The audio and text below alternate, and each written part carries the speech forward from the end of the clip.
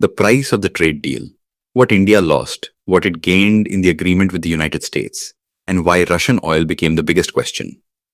Imagine this. One night suddenly, the president of the world's most powerful economy posts on social media and says, India and the United States have finalized a trade deal.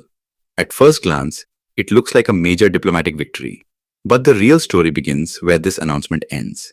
The fear is about what sacrifices are hidden behind this deal. The curiosity is about whether India has really stopped buying oil from Russia. And the story is about how India managed its balance in this game of global pressure. These are the questions that turn this trade deal into not just an economic agreement, but a geopolitical thriller.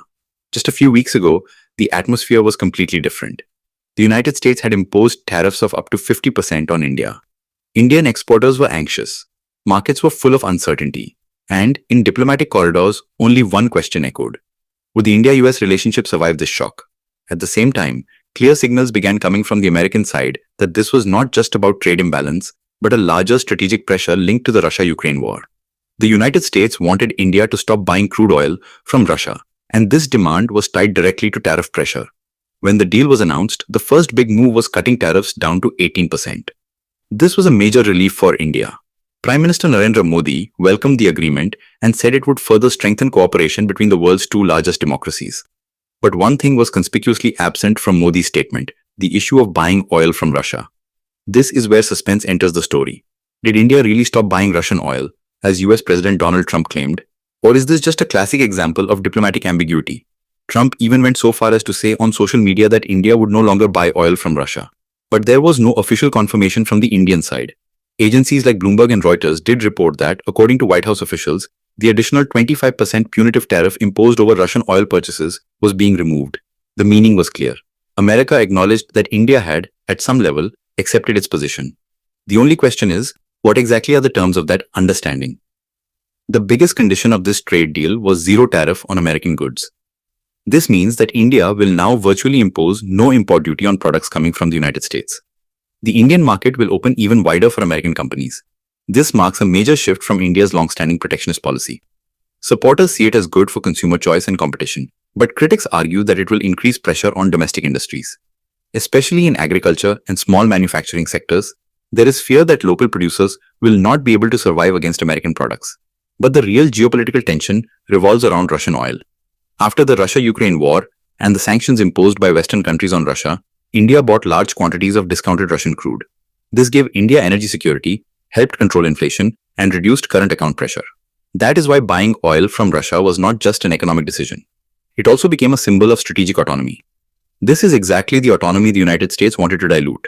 Under this deal, America's argument was clear. If India stops buying oil from Russia, financial pressure on Moscow will increase. And this will help bring the Ukraine war to an end. Trump openly said that thousands of people are dying every week, and oil revenue is fueling Russia's war machine. For India, this moral argument was not easy, because its foreign policy has traditionally been based on non-alignment and strategic independence. In the meantime, another twist appeared. Trump also announced that India would now buy more oil from America, and possibly from Venezuela as well. The moment Venezuela's name enters the picture, the story becomes even more complex. Not long ago, the Trump administration had taken an aggressive stance over control of Venezuela's oil assets. This was a clear signal that America wants its allies in global oil trade to use sources aligned with Washington's strategic interests. Another major part of the trade deal is linked to strategic coordination over the Ukraine war. Officially, India has never taken an openly anti-Russia stance. Abstentions at the United Nations, balanced statements, and emphasis on dialogue. This has been India's consistent line.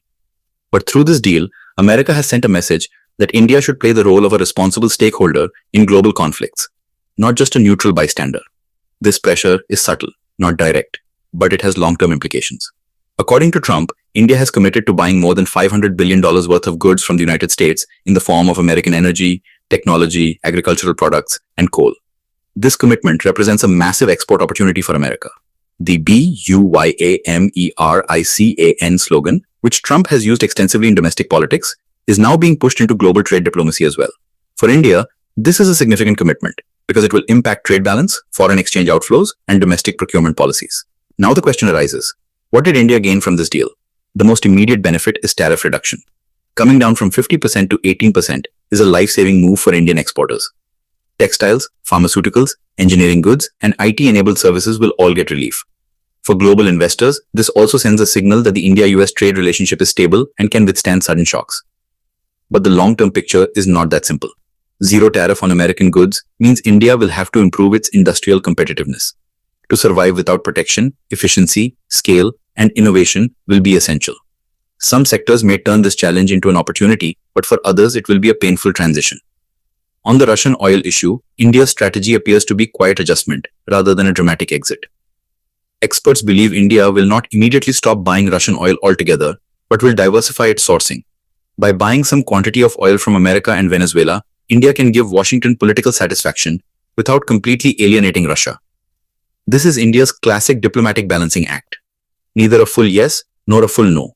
Viewing this trade deal purely through an economic lens would be a mistake. This deal is a signal that the world is rapidly moving toward bloc politics. Energy, trade, and geopolitics are no longer separate. On one side, America wants its partners to align with its strategic priorities. On the other, India is trying to preserve its strategic autonomy. The most interesting part of this story is that both sides have created their own victory narratives. For America, this is proof that it forced India to compromise on Russian oil. For India, it is an opportunity to show that it negotiated heavy tariff pressure down to a manageable level. The truth probably lies somewhere between these two narratives. In the global context, this deal also sends an indirect signal to China. America is showing that it can negotiate toughly with its partners and achieve strategic outcomes. India is showing that despite pressure, it can stay at the table and shape a deal in its favor.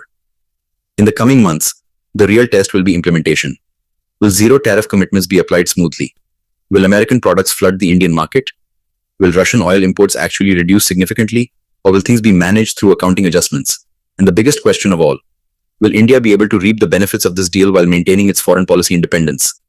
History shows that major trade deals are always built on compromise. No country walks away with a complete victory. The same truth is hidden in this India-US trade deal. Some sacrifices have been made, some benefits have been secured, and some questions have been deliberately left unanswered. In today's world, trade is not just about money. It is a game of power. Oil is not just energy. It is a weapon of diplomacy. And tariffs are not just taxes. They are a tool of pressure. This deal once again proves that in global politics, every decision is multi-layered. If our video has taught you something new, do not forget to like and share this video so that this information can reach others as well. Your likes and shares are a source of inspiration for us. If you have any questions or suggestions, please let us know in the comments. It will be our honor to answer your questions and listen to suggestions. And yes, if you like our content, subscribe to the channel and press the bell icon so that you stay connected with every new story. Thank you. GRT Business YouTube channel sources, news from various news agencies, opinion polls and other public sources. We try to ensure that every report and summary is accurate and verified, but we are not responsible for any dispute or error. Our aim is only to provide you with accurate information.